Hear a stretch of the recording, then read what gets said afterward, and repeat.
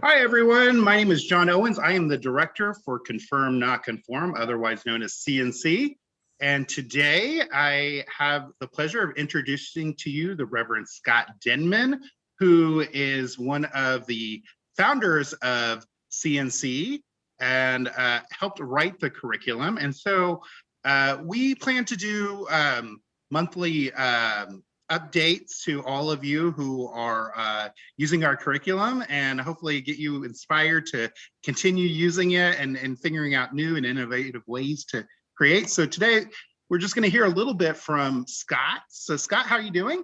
I'm doing great. Thanks for this opportunity, John.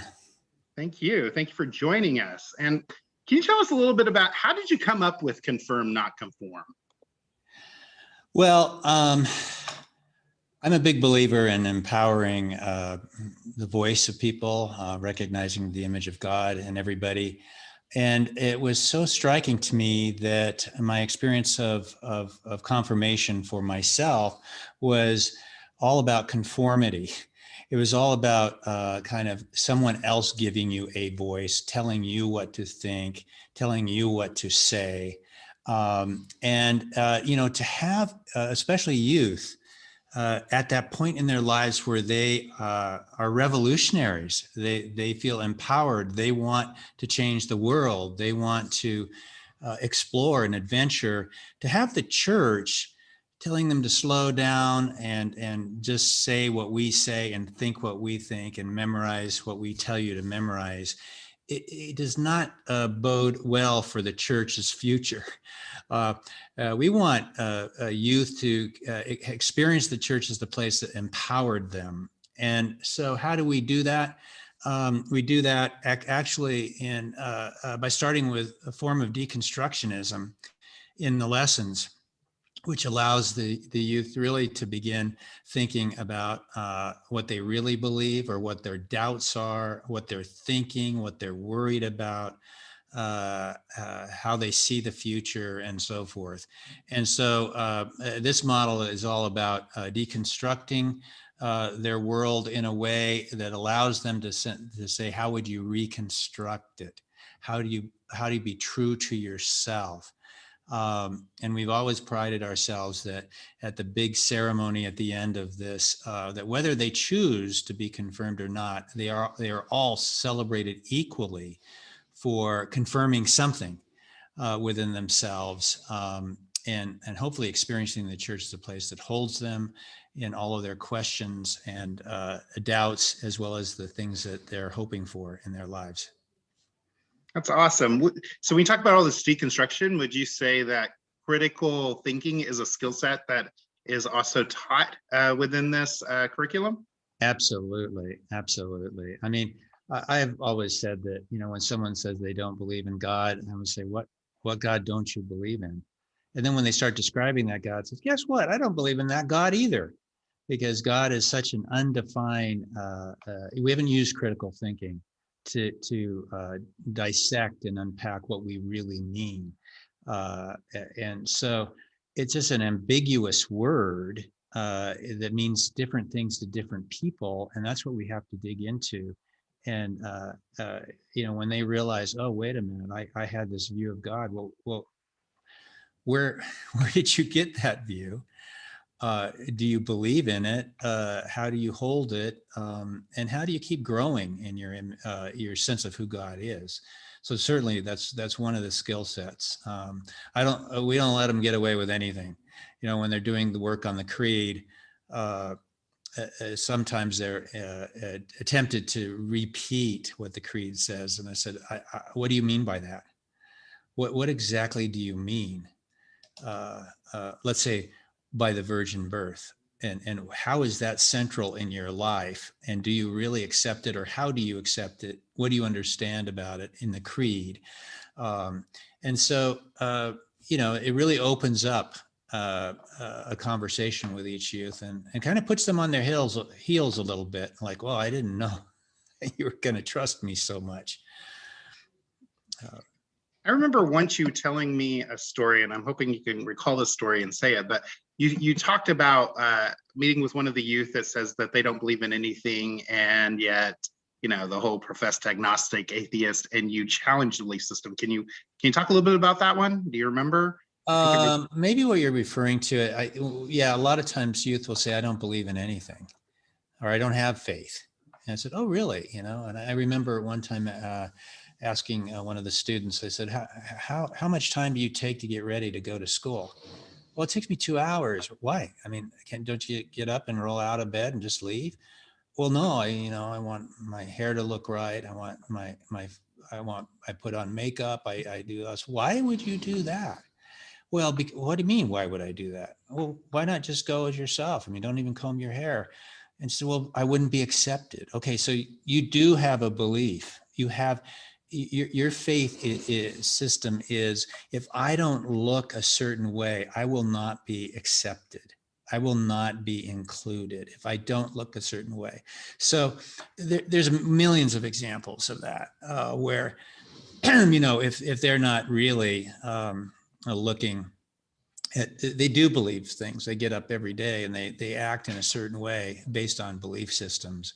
So it's always fun to dig into those and help them see that they do believe in something, and they need to develop some critical thought around how they look at themselves. Mhm. Well, and thinking about kind of those stories, do you have a favorite moment or story in teaching this curriculum that you can recall?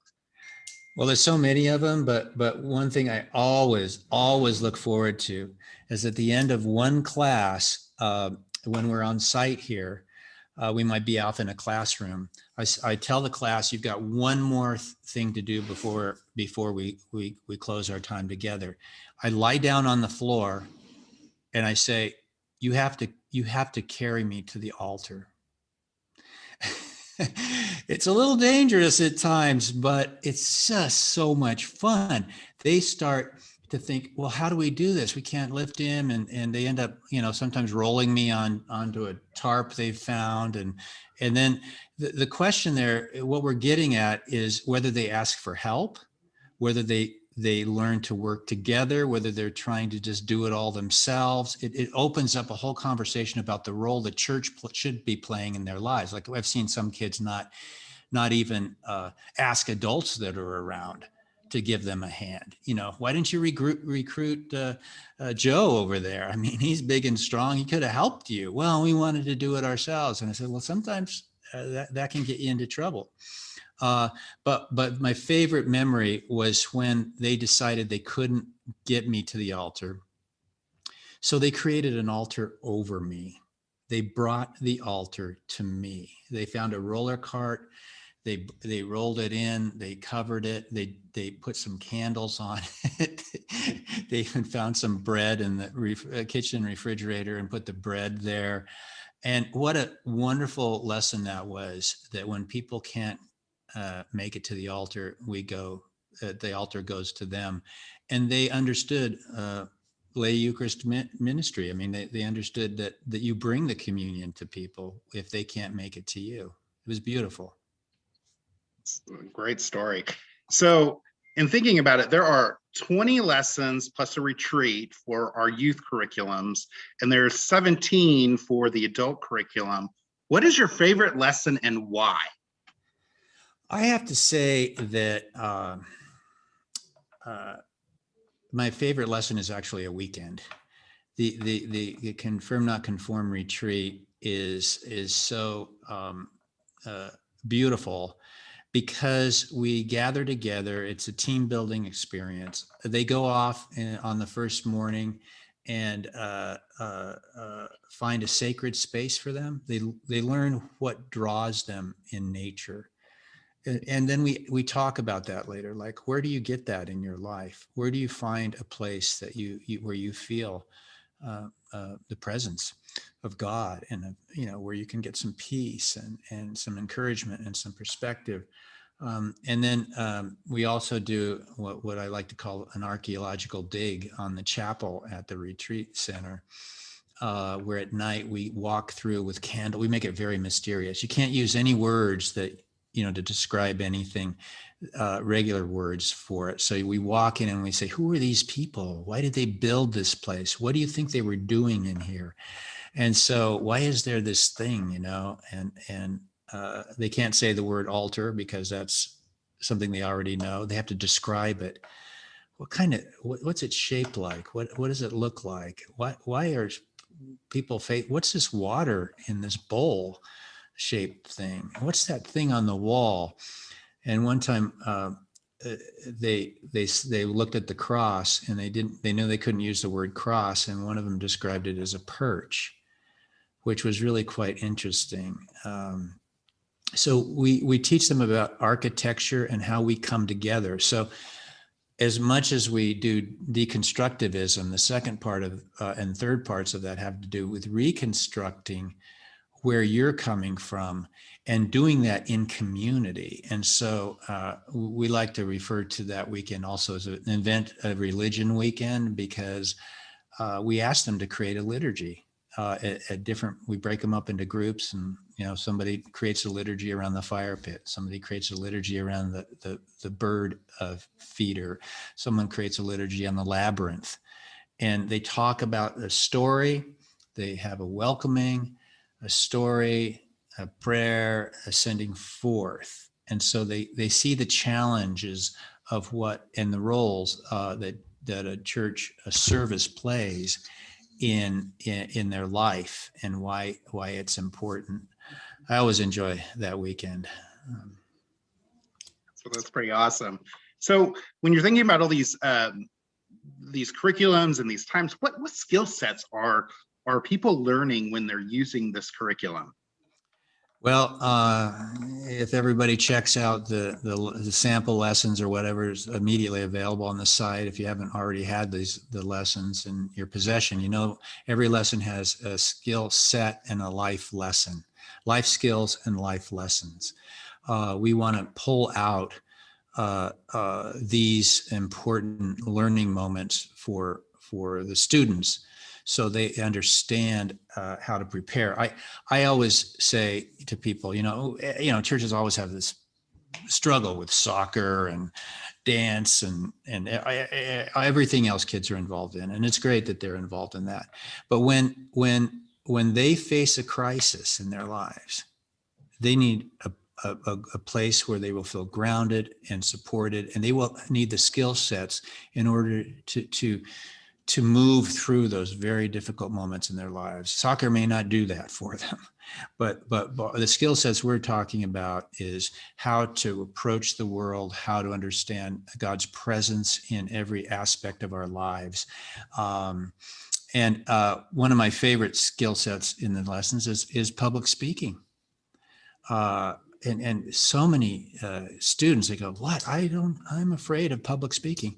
We have never had a problem with students standing up. And usually we have, 200 people at the final ceremony where they stand up and speak the truth. And they're empowered to teach us. So they have the experience of teaching a large group of people.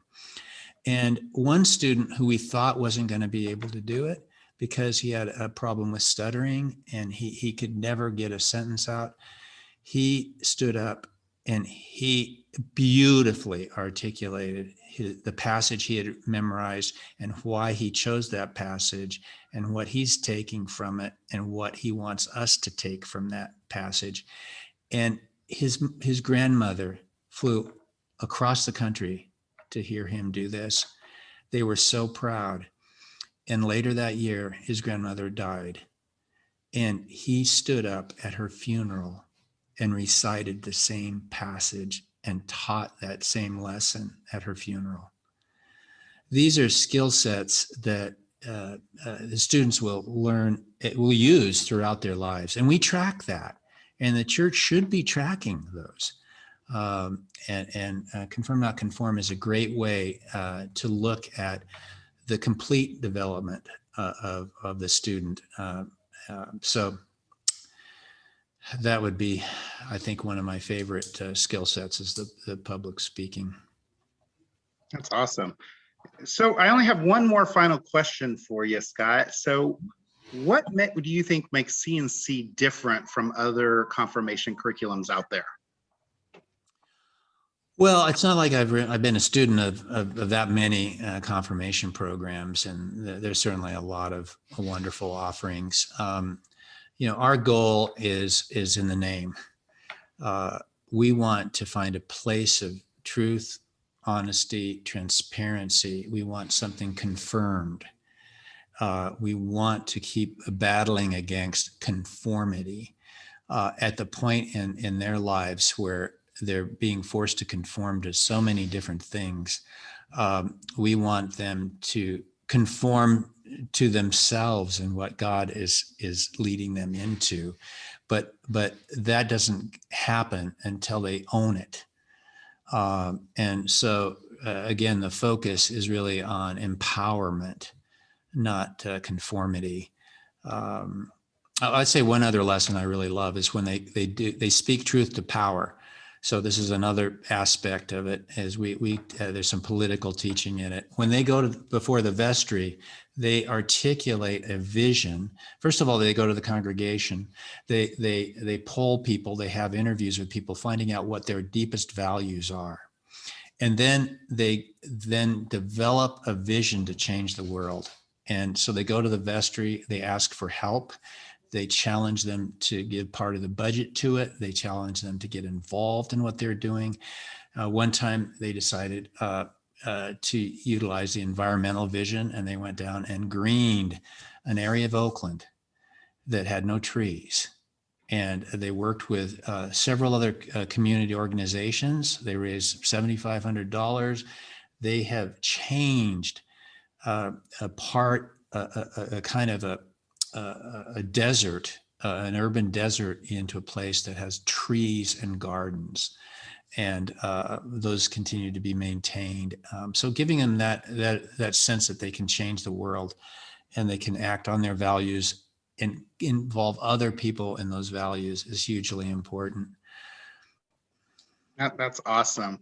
Well, I want to thank you so much for taking time to talk with us this morning. And for all of y'all that have tuned in to our CNC Monthly, tune in next month where we will be talking about our new release of how to do CNC online. Have a good day. Thank you, John.